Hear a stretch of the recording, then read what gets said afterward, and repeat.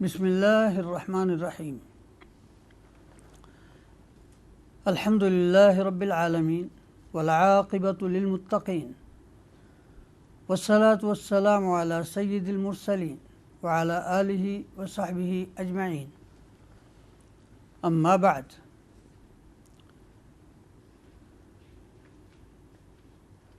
نور قرآن کے سلسلے میں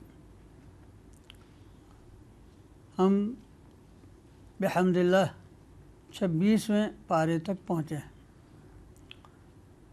قرآن حکیم کا 26واں پارہ سورہ الاحقاف، سورہ محمد جس کا دوسرا نام سورہ القتال بھی ہے، سورہ الفتح، سورہ الحجرات اور قاف اور سورہ الزاریات کے کچھ حصے پر مشتمل ہے۔ پارے کا آغاز سورہ الاحقاف سے ہوتا ہے اور سورہ الاحقاف حوامیم میں سے آخری سورت ہے۔ آغاز ہوتا ہے بسم اللہ الرحمن الرحیم۔ حامیم تنزیل الکتاب من اللہ العزیز الحکیم۔ حامیم اس کتاب کا نزول اللہ کی طرف سے ہے جو غالب حکمت والا ہے۔ یہ بہت سی صورتوں میں اللہ تعالیٰ نے قرآن حکیم کے نزول کے ساتھ اپنی ان دو صفات کا حوالہ دیا ہے، العزیز الحکیم، کہ ایک طرف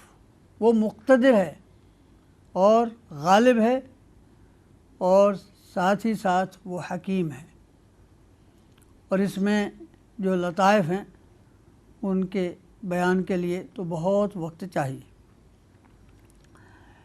کتاب کا تعارف کرانے کے بعد اللہ رب العزت والجلال نے بیان فرمایا کہ زمین و آسمان کا یہ نظام یہ بے مقصد نہیں ہے۔ ما خلقنا السماوات والارض وما بینہما الا بالحق، یہ با مقصد ہے، وَأَجَلٍ مُّسَمًّى، اور اس کی مدت بھی مقرر ہے، اور اسی لیے اللہ رب العزت والجلال لوگوں کو سمجھانے اور ڈرانے کے لیے رسول بھیجتا ہے، لیکن اہل کفر اللہ کے پیغام سے اور رسولوں کی تعلیمات سے منہ موڑتے ہیں، اور ان کی نامعقولیت یہیں سے واضح ہے کہ ان سے اگر پوچھا جائے کہ جن کو وہ پکارتے ہیں زمین و آسمان میں سے کون سا حصہ ہے جو انہوں نے بنایا ہے، اور اگر انہوں نے تخلیق نہیں کیا تو کسی میں کچھ حصہ ہی ہو، ام لہم شرک فی السماوات، اور پھر اپنے عقائد پر، اپنے باطل اعمال پر کوئی دلیل ان کے پاس نہیں ہے، نہ اللہ تعالیٰ کی نازل کردہ کتابوں میں سے اور نہ رسولوں کی تعلیمات میں سے۔ اس لیے فرمایا ایتونی بکتاب من قبل ھذا او اثارۃ من علم، یا کوئی کتاب لاؤ جو اس سے پہلے نازل ہوئی، یا کوئی نقل سند کے ساتھ پیش کرو اگر سچے ہو۔ تو اس سے بڑھ کر گمراہ کون ہوگا کہ جو ان کو پکارتا ہے، جو قیامت تک ان کی پکار کا جواب ہی نہیں دیتا اور ان کی پکار سے بالکل غافل ہیں، انہیں خبر تک نہیں، اور جب قیامت کے دن لوگوں کو اکٹھا کیا جائے گا تو وہ ان کے دشمن بنیں گے، اور وَكَانُوا بِعِبَادَتِهِمْ كَافِرِينَ، اور ان کی اس عبادت کا بالکل انکار کر دیں گے، کہیں گے مَا كَانُوا إِيَّانَا يَعْبُدُونَ، یہ ہماری عبادت نہیں کرتے تھے۔ اور کافروں کا یہ عالم ہے کہ جب یہ کھلی نشانیاں ان پر پڑھی جاتی ہیں تو کہتے ہیں یہ تو جادو ہے۔ کوئی کہتا ہے کہ محمد رسول اللہ صلی اللہ علیہ وسلم نے یہ اپنی طرف سے جھوٹ گھڑ لیا ہے۔ فرمایا ان سے کہہ دو ان افتریتہ فلا تملکون لی من اللہ شیئا، اگر میں نے گڑھا ہے تو تم اللہ کے حضور میرے کسی کام نہیں آ سکتے، وہ جانتا ہے جو باتیں تم بناتے ہو، میرے تمہارے درمیان وہی گواہ ہے اور وہ بخشنے والا مہربان ہے۔ اور پھر بیان ہوا کہ حضرت محمد رسول اللہ صلی اللہ علیہ وسلم کی رسالت یہ کوئی نئی رسالت نہیں ہے، اس سے پہلے کتنے رسول گزرے، اور خاص طور پر حضرت موسیٰ علیہ السلام، اور جبکہ بنی اسرائیل کے کتنے لوگ وہ ایمان بھی لا چکے جن میں واضح نام حضرت عبداللہ ابن سلام کا ہے، ان کی گواہی اس طرح پیش کی، فرمایا قل ارأیتم ان کان من عند اللہ، بھلا سوچو صحیح کہ اگر یہ کلام اللہ کی طرف سے ہے، تم نے اس کا انکار کیا، وشہد شاہد من بنی اسرائیل علی مثلہ، جبکہ بنی اسرائیل میں سے گواہی دینے والے عالم وہ اس کی صداقت کی گواہی دے چکے، وہ ایمان لے آیا اور تم کفر پر اکڑ گئے۔ ان اللہ لا یہدی القوم الظالمین، اس کا مطلب ہے کہ تم اپنے قلب و ضمیر میں موجود ظلم کی وجہ سے اللہ تعالیٰ کی نعمت ہدایت سے محروم ہوں۔ اور کافر ایک اور بات کہتے تھے کہ اگر یہ بھلائی ہوتی تو ہم اس کی طرف سبقت لے جاتے، یہ بلال، یہ عمار اور یہ غلام لوگ یہ ہم سے آگے تو نہ نکلتے۔ قرآن نے فرمایا وَإِذْ لَمْ يَهْتَدُوا فَسَيَقُولُونَ هَذَا إِفْكٌ قَدِيمٌ، جب وہ خود ہدایت کی توفیق نہیں پاتے تو اسی کو جھٹلانے پر تلے ہوئے ہیں، جبکہ اس سے پہلے حضرت موسیٰ علیہ السلام کی کتاب اور یہ اسی کی تصدیق کر رہی ہے، اور مصدق اللسان عربیہ، یہ اس کی تصدیق کر رہی ہے اور عربی زبان میں ہے، لِيُنذِرَ الَّذِينَ ظَلَمُوا وَبُشْرَى لِلْمُحْسِنِينَ، جو ظالموں کو ڈراتی ہے اور فرما برداروں کو اور حسن عمل پیش کرنے والوں کو بشارت سناتی ہے۔ اس کے بعد انسانوں کے مختلف رویوں کا تذکرہ آتا ہے۔ ایک طرف وہ لوگ ہیں جو ایمان لاتے ہیں پھر اس پر قائم رہتے ہیں، اور ان کا انجام بھی ذکر کیا، فرمایا کہ ان الذین قالوا ربنا اللہ ثم استقاموا فلا خوف علیہم ولا هم يحزنون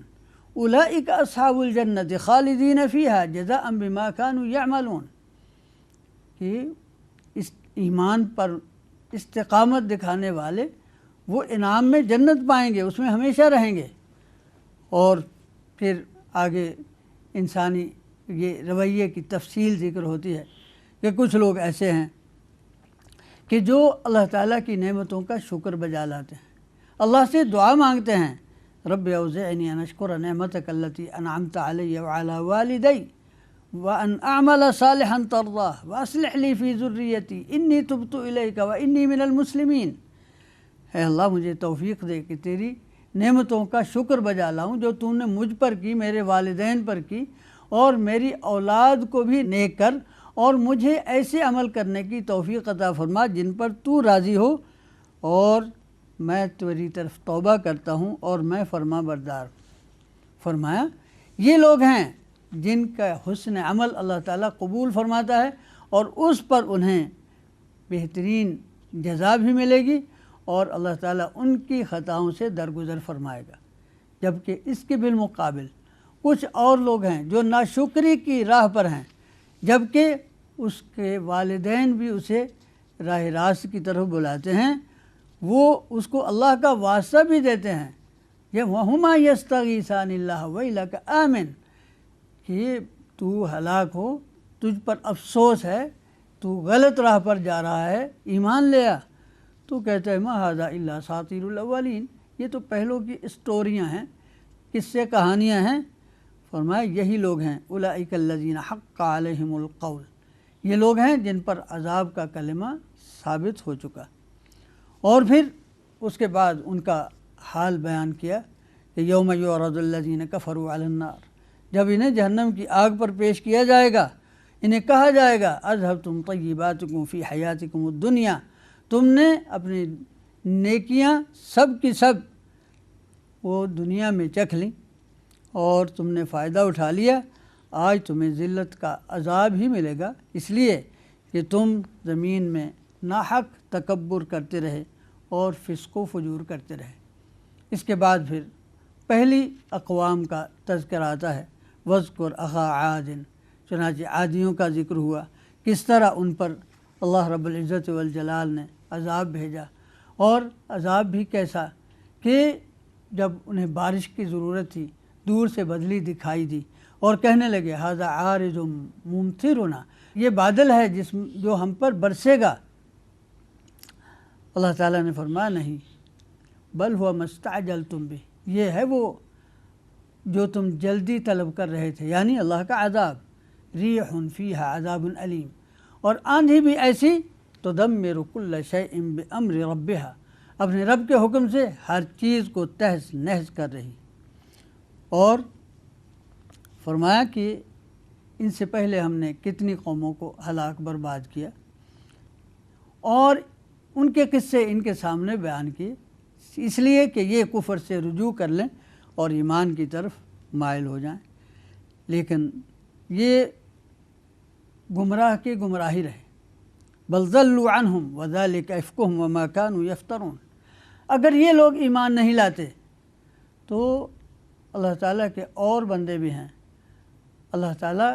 کسی خاص نسل کا محتاج نہیں ہے، اللہ تعالیٰ جسے چاہے ہدایت کی توفیق دے دے، چنانچہ اگر یہ انسان نہیں مان رہے تو ہم نے تو کئی جنوں کو توفیق دے دی اور وہ ایمان لے آئے۔ چنانچہ اس صورت میں ان جنوں کا تذکرہ ہے جو ایمان لائے،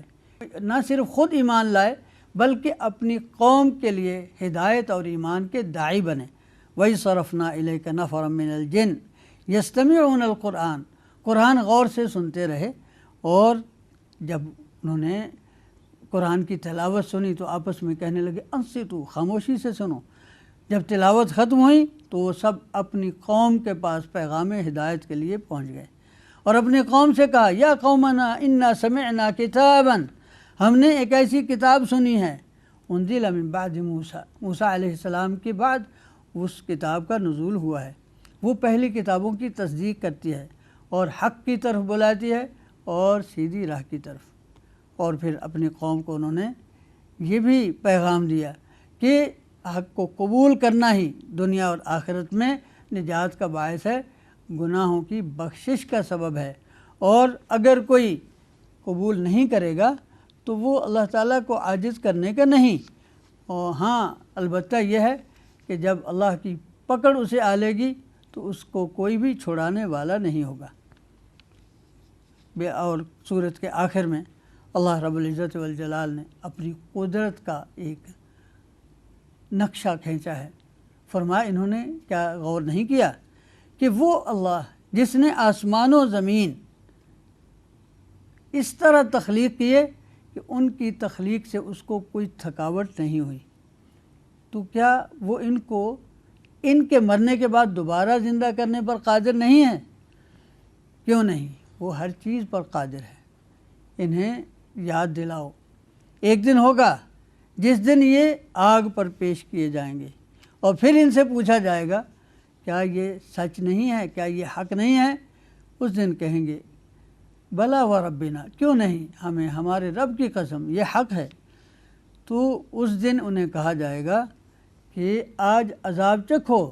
کہ تم اسی کا انکار کر رہے تھے۔ اور پھر سورت کے آخر میں حضرت محمد رسول اللہ صلی اللہ علیہ وسلم کو استقامت کا حکم ہوتا ہے، تلقین ہوتی ہے، فاصبر کما صبر اولو العزم من الرسل، کہ جس طرح پہلے اولو العزم رسولوں نے استقامت کے ساتھ ہمارا پیغام پہنچایا، تو آپ بھی اسی استقامت کا مظاہرہ کریں۔ ولا تستعجل لهم، جلد بازی نہ کریں، کأنہم یوم یرون، جس دن یہ وہ عذاب دیکھیں گے جس کا ان سے وعدہ کیا جاتا ہے تو انہیں یوں محسوس ہوگا لم یلبثوا الا ساعۃ من نہار، کہ یہ ایک دن کی شاید ایک گھڑی ہی دنیا میں بسر کر کے آئے ہیں۔ بلاغن، یہ ہماری طرف سے تبلیغ ہے، پیغام پہنچایا جا چکا۔ فَهَلْ يُهْلَكُ إِلَّا الْقَوْمُ الْفَاسِقُونَ، تو کیا ہلاکت نصیب فاسقوں کے سوا کوئی اور بھی ہے؟ یہاں پر سورہ الاحقاف مکمل ہوتی ہے اور اس کے بعد ہے سورہ محمد۔ بسم اللہ الرحمن الرحیم۔ سورہ محمد، اس کا دوسرا نام سورہ القتال بھی ہے، کیونکہ اس میں جنگ کے بعض احکام ذکر ہوئے ہیں۔ اس میں اسلام اور کفر کی آویزش کا تذکرہ کیا گیا ہے، اور اس اختلاف کی بنیاد بھی اور مسلمانوں اور کفار میں بنیادی فرق بھی واضح کر دیا گیا، اور ان کے انجام کی طرف بھی اشارہ کر دیا۔ چنانچہ فرمایا الذین کفروا وصدوا عن سبیل اللہ اضل اعمالہم، جن لوگوں نے کفر کیا اور اللہ کے راہ سے اعراض کیا، ان کے عمل اکارت ہو گئے، وہ جو بھی کرتے رہیں بے نتیجہ رہیں گے۔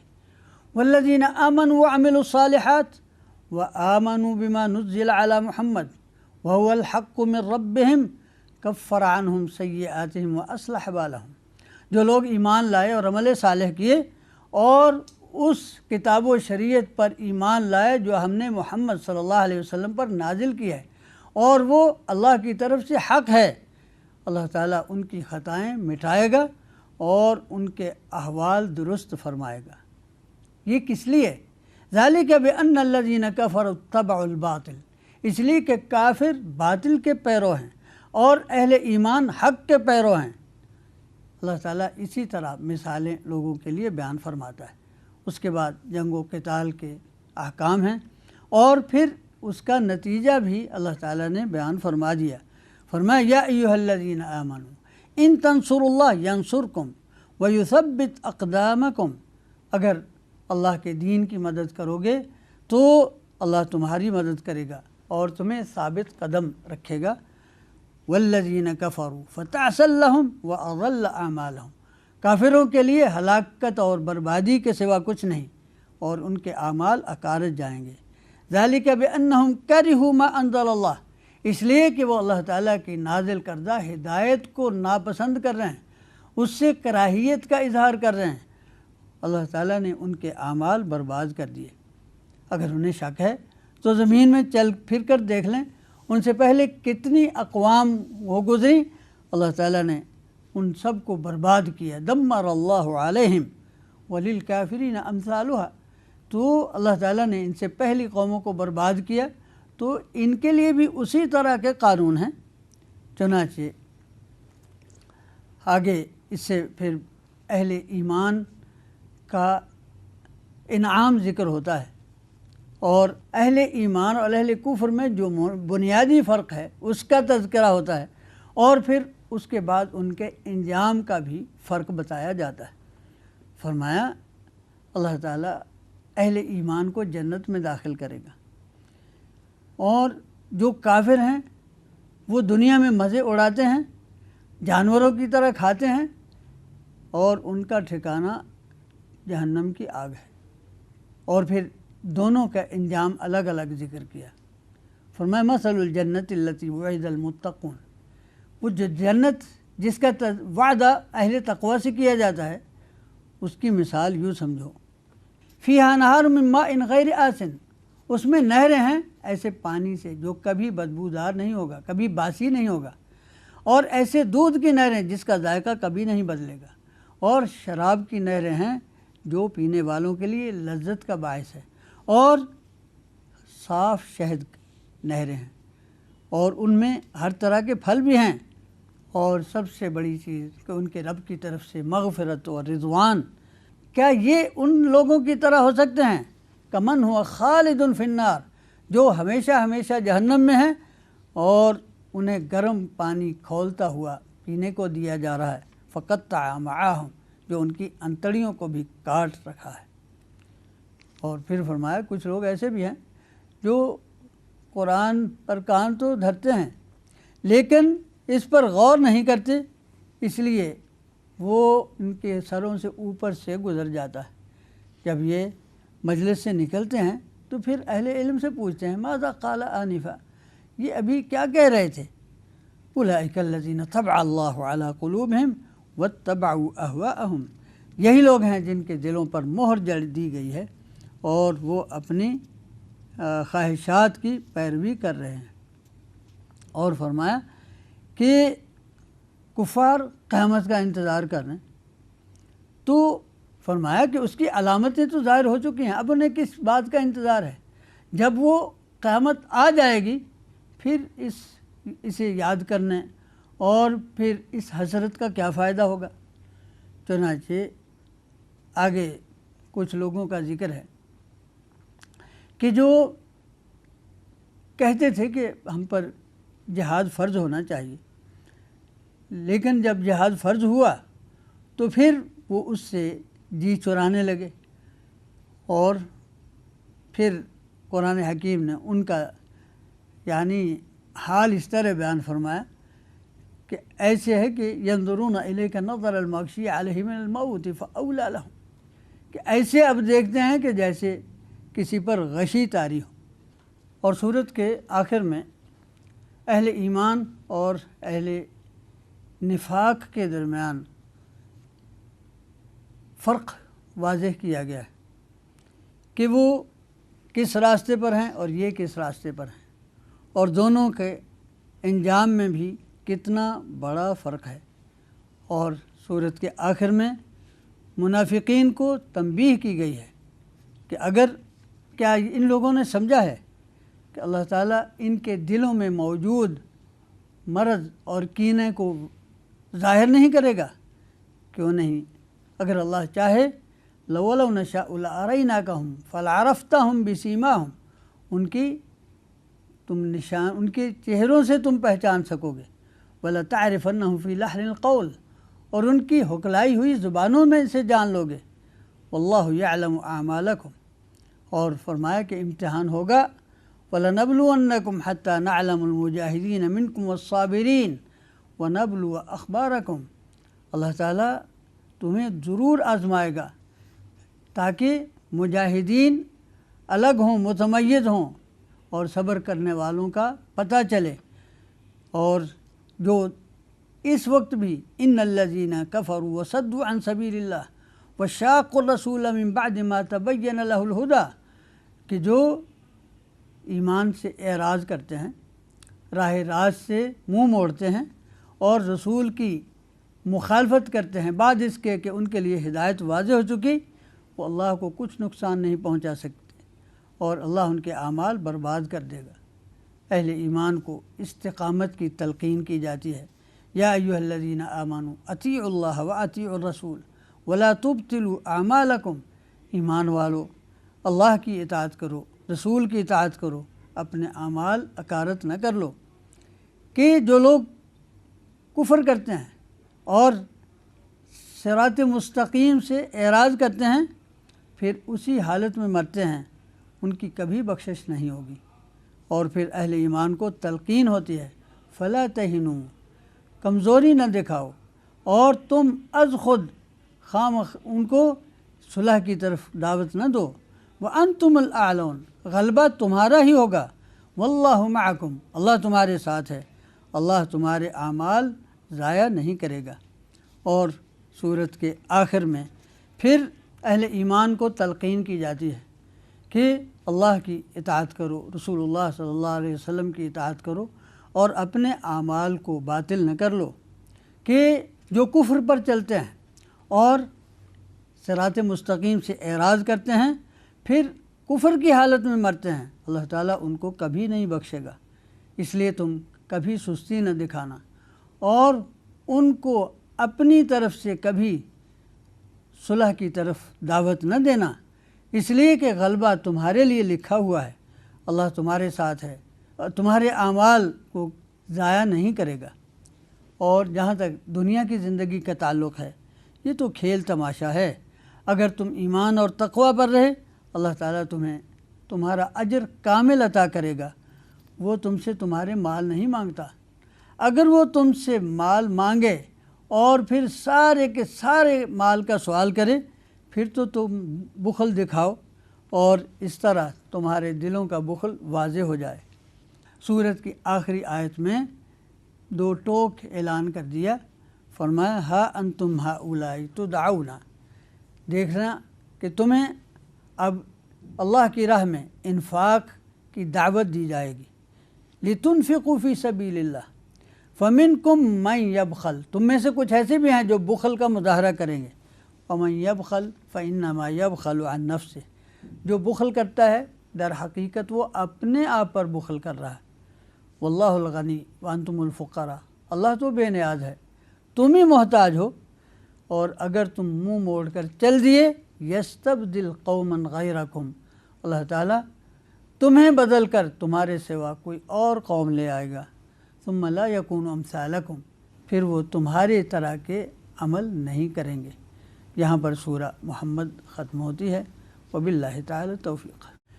بسم اللہ الرحمن الرحیم۔ سورہ الفتح آغاز یوں ہوتا ہے، بسم اللہ الرحمن الرحیم، انا فتحنا لک فتحا مبینا، ہم نے تمہیں فتح مبین عطا کی، اور اس فتح مبین سے مراد صلح حدیبیہ ہے، جو جناب رسول اللہ صلی اللہ علیہ وسلم اور مشرکین مکہ کے درمیان 10 سالہ معاہدہ طے پایا تھا، اور اس وقت حدیبیہ کے مقام پر ایک طرف اہل ایمان تھے اور ان کی صفوں میں کچھ اہل نفاق بھی تھے، دونوں کے رویے کا موازنہ بھی کیا گیا اور دونوں کا انجام بھی بتا دیا گیا۔ فرمایا لیدخل المؤمنین والمؤمنات جنات تجری من تحتها الانہار خالدین فیہا ویکفر عنہم سیئاتہم وکان ذلک عند اللہ فوزا عظیما، کہ اللہ اہل ایمان مردوں اور عورتوں کو جنتوں میں داخل کرے گا جس میں ہمیشہ رہیں گے، ان کی خطائیں مٹا دے گا، اور یہ اللہ کے حضور بہت بڑی کامیابی ہے۔ اور دوسری طرف منافق اور وہ اللہ تعالیٰ پر بدگمانی کرتے ہیں تو ساری برائی انہی پر پلٹے گی، اللہ کے غضب کا شکار ہوں گے، اللہ انہیں اپنی رحمت سے دور کرے گا، ان کے لیے اس نے جہنم تیار کی ہے اور بہت بڑا ٹھکانہ ہے، اور وہ بہت برا ٹھکانہ ہے۔ اور اللہ تعالیٰ کے لشکروں کا یہاں ذکر آتا ہے، وَلِلَّهِ جُنُودُ السَّمَاوَاتِ وَالْأَرْضِ وَكَانَ اللَّهُ عَزِيزًا حَكِيمًا۔ اب اس کے بعد رسالت کا مقصد بیان ہوتا ہے اور مقام رسالت بیان ہوتا ہے، اِنَّا أَرْسَلْنَاكَ شَاهِدًا وَمُبَشِّرًا وَنَذِيرًا، کہ ہم نے تمہیں شاہد، مبشر اور نذیر بنا کر بھیجا ہے، اور لوگوں کا کیا فرض ہے کہ ایمان لائیں اللہ پر اور اس کے رسول پر، اور ان کی تعظیم کریں، ان کی توقیر کریں، اور صبح و شام اس نعمت عظمیٰ پر اللہ کی تسبیح کریں۔ اور پھر اس کے بعد بیعت کرنے والوں کا تذکرہ ہوتا ہے، فرمایا کہ جو لوگ تمہاری بیعت کر رہے ہیں انما یبایعون اللہ، حقیقت میں یہ اللہ کی بیعت کر رہے ہیں، ید اللہ فوق ایدیہم، اللہ کا ہاتھ ان کے ہاتھوں کے اوپر ہے۔ اب اگر اس بیعت کے بعد فمن نکث فانما ینکث عن نفسہ، اگر کوئی پھرتا ہے تو اس کا وبال اسی پر ہوگا، اور جو اللہ کے ساتھ کیا ہوا عہد نبھاتا ہے فسوف یؤتیہ اجرا عظیما، اللہ تعالیٰ اسے بہت بڑا اجر عطا فرمائے گا۔ اس کے بعد پھر منافقوں کا رویہ ذکر ہوتا ہے کہ کیسی کیسی وہ باتیں بنائیں گے، اور یعنی وہ کیا کچھ بہانے بنائیں گے، تو ان کے بہانوں کی حقیقت بھی قرآن حکیم نے ذکر کر دی۔ اور پھر سورت کے دوسرے حصے میں قرآن حکیم نے اعلان کیا کہ وہ لوگ جنہوں نے حضرت محمد رسول اللہ صلی اللہ علیہ وسلم کے دست مبارک پر اس درخت کے نیچے بیعت کی، اللہ تعالیٰ ان پر راضی ہوا۔ لقد رضی اللہ عن المؤمنین، وہ بیعت کرنے والے صرف اہل ایمان تھے، اہل نفاق اس سے گریزاں ہی رہے، اس سے دور ہی رہے، اس سے محروم ہی رہے۔ اور فرمایا لقد رضی اللہ عن المؤمنین، اللہ راضی ہوا اہل ایمان پر جب تمہارے ہاتھ پر بیعت کر رہے تھے درخت کے نیچے۔ فعلم ما فی قلوبہم، اللہ نے آزما لیا جو کچھ ان کے سینوں میں تھا۔ فانزل السکینۃ علیہم، ان پر سکینت اتاری۔ فاصابہم فتحا قریبا، شرائط کے بظاہر یعنی مسلمانوں کے مفاد کے خلاف ہونے کے باوصف اللہ تعالیٰ نے اہل ایمان پر ایسی سکینت اتاری کہ سب کے سب حضرت محمد رسول اللہ صلی اللہ علیہ وسلم کے فرمان کے فرما بردار رہے۔ اور اسی فرما برداری کا انعام اللہ نے یوں دیا، فرمایا وعدکم اللہ مغانم کثیرہ تاخذونہا فعجل لکم ہذہ، اللہ تعالیٰ تمہارے لیے بہت سی غنیمتوں کا وعدہ کرتا ہے اور یہ تمہیں جلدی دے دی۔ اور وکف ایدی الناس عنکم، اور لوگوں کے ہاتھ بھی تم سے روک لیے۔ اور فرمایا کچھ اور بستیاں بھی ہیں لم تقدروا علیہا، یہ خیبر کی طرف اشارہ ہے کہ کچھ اور بستیاں بھی ہیں جنہیں اللہ گھیر چکا ہے اور تم ابھی تک انہیں فتح نہیں کر پائے، تو اس کی بھی گویا کہ بشارت دے دی۔ اور پھر اس صلح میں اور اس واقعے میں جو حکمتیں مضمر تھیں ان کی طرف اشارہ ہوتا ہے کہ اس سے ہو سکتا ہے بہت سے ایسے مسلمان وہ اس جنگ کی زد میں آ جاتے اگر جنگ ہوتی جن کا تمہیں علم نہیں ہے۔ اور اہل کفر کی ضد کا بھی تذکرہ کیا، اور پھر اس صلح میں جو حکمتیں مضمر تھیں ان کی طرف اشارہ کر کے اللہ تعالیٰ نے فرمایا کہ لو تزیلوا لعذبنا الذین کفروا منہم عذابا علیما، اگر وہ لوگ درمیان سے ہٹ جاتے تو ہم کافروں کو دردناک عذاب دیتے۔ اور پھر سورت کے آخر میں اللہ تعالیٰ احسان جتلاتا ہے کہ لقد صدق اللہ رسولہ الرؤیا بالحق، اللہ نے اپنے رسول کا خواب سچا کر دکھایا۔ معلوم ہے صلح حدیبیہ کا پس منظر اس سفر کا یہی تھا، نبی صلی اللہ علیہ وسلم نے خواب دیکھا تھا کہ ہم بیت اللہ کا طواف کر رہے ہیں، تو اللہ رب العزت والجلال نے فرمایا کہ اللہ نے اپنے رسول کا خواب سچا کر دکھایا جب صلح حدیبیہ کے اگلے سال یہ لوگ بالکل امن کی فضا میں بیت اللہ کا طواف کر رہے تھے، اور وہاں کوئی سر مڈا رہا ہے، کوئی بال کٹوا رہا ہے، اور کسی قسم کا خوف نہیں تھا۔ اور فرمایا یہ دلیل سمجھو اس بات کی کہ ہم نے رسول دین حق کے ساتھ بھیجا ہی اس لیے ہے لیظہرہ علی الدین کلہ وکفیٰ باللہ شہیدا، کہ سارے ادیان پر اس دین کو غالب آنا ہے اور اس بات کے لیے اللہ کی گواہی کافی ہے۔ اور اس غلبے کی ایک اور دلیل محمد الرسول اللہ صلی اللہ علیہ وسلم کی رسالت اور آپ کے صحابہ کا کردار ہے۔ محمد الرسول اللہ والذین معہ، آپ کے ساتھ کون ہیں؟ اشداء علی الکفار، جو کافروں پر سخت ہیں، رحماء بینہم، تراہم رکعا سجدا، ان کی حالت یہ ہے کبھی رکوع میں ہوتے ہیں کبھی سجود میں ہوتے ہیں، اللہ کا فضل تلاش کرتے ہیں، اس کی رضا چاہتے ہیں، اور ان نمازوں کے آثار ان کے چہروں سے واضح ہوتے ہیں۔ اور ان کا یہ وصف تورات میں بھی بیان ہوا، انجیل میں بھی ذکر ہوا، اور وہ ایسی کھیتی کی مانند ہے جس نے ابھی سوئی نکالی اور پھر وہ تنومند درخت کی طرح بنا جسے یعجب الزراع لیغیظ بہم الکفار، کہ کاشت کرنے والا اس کو دیکھ کر خوش ہوتا ہے اور ان کی یہ حالت دیکھ کر اہل کفر اپنے آپ غم میں گھلتے ہیں۔ وعد اللہ الذین آمنوا وعملوا الصالحات منہم، اللہ تعالیٰ کا وعدہ ہے ان لوگوں سے جو ایمان اور عمل صالح سے متصف ہیں کہ اللہ ان کو مغفرت اور اجر عظیم سے نوازے گا۔ یہاں سورہ الفتح مکمل ہوتی ہے اور اس کے بعد ہے سورہ الحجرات۔ بسم اللہ الرحمن الرحیم۔ سورہ الفتح کے بعد ہے سورہ الحجرات، اور اس صورت میں سب سے پہلے اللہ اور اس کے رسول صلی اللہ علیہ وسلم کے آداب بیان کیے گئے ہیں کہ لا تقدموا بین یدی اللہ و رسولہ، ان سے آگے نہیں بڑھو۔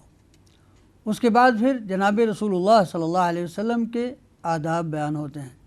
کہ لا ترفعوا اصواتکم فوق صوت النبی، کہ نبی کی آواز سے اپنی آواز بلند نہ کرو، اور انہیں جس طرح ایک دوسرے کو بلند آواز سے بلاتے ہو انہیں اس طرح آواز نہ دو۔ اگر ایسا کرو گے تو تمہیں ڈرنا چاہیے، ایسا نہ ہو کہ تمہارے اعمال اکارت ہو جائیں، تمہیں خبر تک نہ ہو۔ اور پھر اس کے بعد مسلم معاشرے کے کچھ آداب بیان ہوئے کہ افواہوں پر یقین نہ کرو۔ اگر کوئی ناقابل اعتماد آدمی خبر لاتا ہے تو اس کی تحقیق کر لیا کرو، ایسا نہ ہو کہ محض اس کی خبر پر کسی قبیلے یا کسی فرد کے خلاف ایسی کارروائی کر بیٹھو جس پر بعد میں ندامت ہو۔ اور پھر اس کے بعد یہ ارشاد ہوتا ہے کہ اگر مسلمانوں کے دو گروہ آپس میں لڑ پڑیں، جنگ تک نوبت پہنچ جائے تو ان میں صلح کرا دو۔ اور فرمایا مسلمان بھائی بھائی ہیں تو اپنے بھائیوں کے درمیان صلح کراؤ، اور اللہ کا تقوی ہمیشہ ملحوظ رکھو تاکہ تم پر رحمت ہو۔ اور پھر اس برادری اور بھائی چارے کو برقرار رکھنے کے لیے کچھ اصول بیان ہوتے ہیں۔ چنانچہ فرمایا لا یسخر قوم من قوم، ایک دوسرے کا مذاق نہ اڑایا کرو، اس لیے کہ ہو سکتا ہے جس کا تم مذاق اڑا رہے وہ تم سے بہتر ہو۔ اسی طرح عورتیں بھی اس حرکت سے گریز کریں، اور اسی طرح فرمایا کہ ایک دوسرے کے برے برے نام نہ رکھا کرو۔ اللہ تعالیٰ نے تمہیں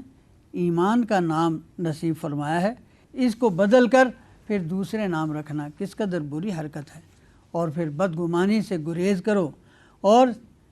خواہ ٹوہ میں نہ رہو، تجسس نہ کرو، اور غیبت سے خاص طور پر منع کیا۔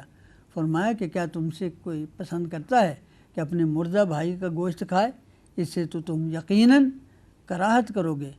تو اللہ سے ڈرو، اللہ توبہ قبول کرنے والا مہربان ہے۔ اور پھر تمام انسانوں کو خطاب ہوتا ہے کہ ہم نے تمہیں ایک مرد و عورت سے پیدا کیا ہے، اور یہ قبیلے اور خاندان یہ تمہاری پہچان کے لیے ہیں۔ فضیلت کا معیار تو تقوی ہے، اور تقوی دل میں ہوتا ہے۔ اور اس کے بعد پھر کچھ لوگوں کے ادعائے ایمان پر تبصرہ کیا جاتا ہے کہ کچھ لوگوں نے کہا کہ ہم ایمان لے آئے، تو یہ صرف ادعا ہے۔ اللہ تعالیٰ نے فرمایا قُل لَمْ تُؤْمِنُوا، ابھی تک تم ایمان کے مقام تک نہیں پہنچے، ابھی تو تم دائرہ اسلام میں داخل ہوئے۔ ہاں اگر تم اس راستے پر چلتے رہے، اللہ اور اس کے رسول صلی اللہ علیہ وسلم کی اطاعت کرتے رہے، تو اللہ تعالیٰ تمہارے اعمال میں کوئی ظلم نہیں کرے گا، ان میں کمی نہیں کرے گا۔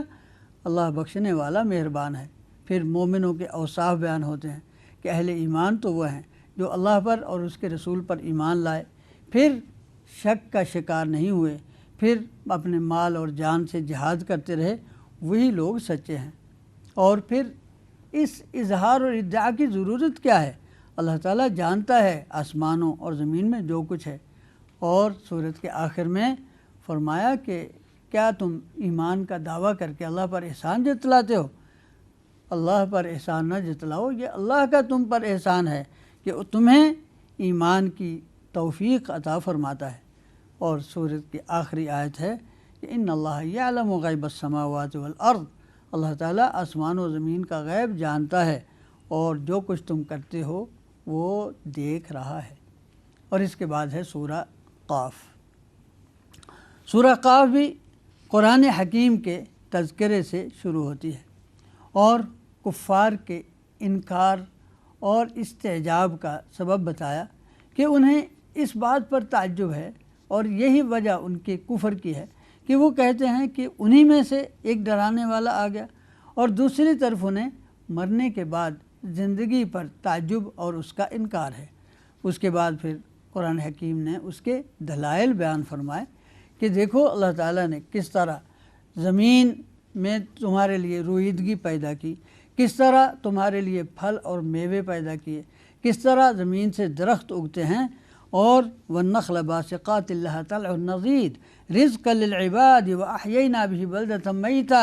جس طرح زمین مردہ ہونے کے بعد زندہ ہوتی ہے،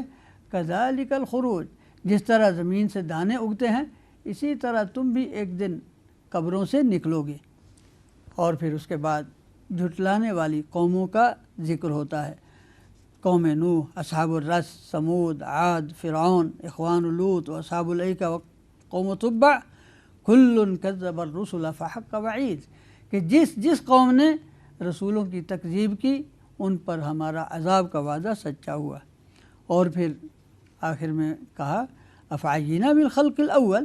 کیا ہم پہلی مرتبہ پیدا کر کے تھک گئے ہیں کہ دوبارہ انہیں پیدا نہیں کر سکتے؟ انہیں دوبارہ پیدا ہونے میں کوئی شک ہے۔ اور پھر اس کے بعد اللہ تعالیٰ کا علم انسان کو کس طرح محیط ہے، فرمایا کہ ہم نے اسی کو پیدا کیا، ہم ہی نے انسان کو پیدا کیا، اور ہم جانتے ہیں اس کے دل میں کیا کیا خیال گزرتے ہیں، ہم اس کی رگ جان سے بھی قریب تر ہیں۔ اور جب اذ یتلقی المتلقیان عن الیمین وعن الشمال قعید، ایک دائیں اور ایک بائیں فرشتہ تیار بیٹھا رہتا ہے، جو بھی یہ بات کرتے ہیں ساری لکھی جاتی ہے۔ اور پھر اس کے بعد موت کے وقت کا نقشہ کھینچا گیا کہ کس طرح وہ آتی ہے، وجاءت سکرۃ الموت بالحق ذلک ما کنت منہ تحید ونفخ فی الصور ذلک یوم الوعید۔ اب قیامت برپا ہونے کا نقشہ ہے کہ کس طرح لوگ لائے جائیں گے، وجاءت کل نفس معها سائق و شہید، ایک اس کو ہانکنے والا اور ایک اس کے اعمال کا گواہ ہوگا۔ اور پھر انہیں کہا جائے گا کہ وقال قرینہ ھذا ما لدی عتید القی فی جہنم کل کفار عنید۔ یہ قیامت کا نقشہ کھینچا گیا کہ اس دن کس طرح کفار کے بارے میں حکم ہوگا کہ انہیں جہنم میں ڈال دو، اور دوسری طرف جہنمی جہنم میں جا چکے اور جنتی جنت میں پہنچ چکے۔ اب دونوں کی احوال کا نقشہ کھینچا جاتا ہے۔ فرمایا یوم نقول لجہنم ھل امتلأت وتقول ھل من مزید،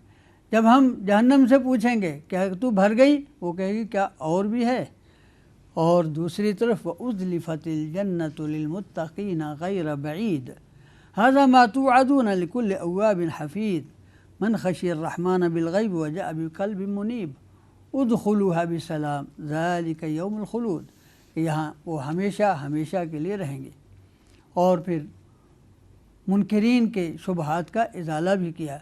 فرمایا کہ ہم نے ان سے پہلے کتنی نسلوں کو ہلاک کیا جو ان سے طاقت بھی زیادہ رکھتے تھے اور ان سے زیادہ وہ شہر آباد کرنے والے تھے۔ اگر کسی کا دل سلامت ہے یا پھر اس کلام میں حق کو غور سے سن لے تو اسے ہدایت نصیب ہو سکتی ہے۔ پھر زمین و آسمان کی تخلیق اور اس کی طرف ذکر کیا، اور پھر آخر میں قیامت کا پھر سے نقشہ بیان ہوتا ہے کہ وَاسْتَمِعْ يَوْمَ يُنَادِ الْمُنَادِ مِن مَكَانٍ قَرِيبٍ یوم یسمعون الصیحۃ بالحق ذلک یوم الخروج، کہ وہ جس دن پکارنے والا پکارے گا اور یہ لوگ وہاں سے نکلیں گے، اور وہی نکلنے کا دن ہے، یعنی اس پکار کو سن کر کوئی بھی قبر میں باقی نہیں رہے گا، سب کے سب نکلیں گے۔ اور فرمایا ہم ہی زندہ کرتے ہیں اور ہم ہی مارتے ہیں، اور سب نے ہماری طرف پلٹنا ہے۔ جس دن زمین ان کے اوپر سے شک ہوگی تیزی کے ساتھ، وہ ہمارے لیے ان کو جمع کرنا آسان ہے۔ نحن اعلم بما یقولون، فرمایا اس کے مقابلے میں کافر جو کہتے ہیں ہمیں اس کا علم ہے۔ وما انت علیہم بجبار، آپ ان پر کوئی غلبہ تو نہیں رکھتے، آپ کا اختیار نہیں، تمہاری ذمہ داری صرف اتنی ہے فذکر بالقرآن من یخاف وعید، کہ قرآن سنا کر نصیحت کرو ان لوگوں کو جن کے دلوں میں ہمارے عذاب کی وعید کا کوئی خوف ہے۔ یہاں پر سورہ قاف مکمل ہوتی ہے، اور اس کے بعد ہے سورہ الذاریات، وہ ہم انشاءاللہ 27ویں پارے کے ساتھ ہی اس کا بیان کریں گے، کیونکہ اس کا کچھ حصہ 26ویں پارے میں ہے اور کچھ حصہ 27ویں پارے میں ہے۔ وباللہ توفیق وآخر دعوانا ان الحمدللہ رب العالمین۔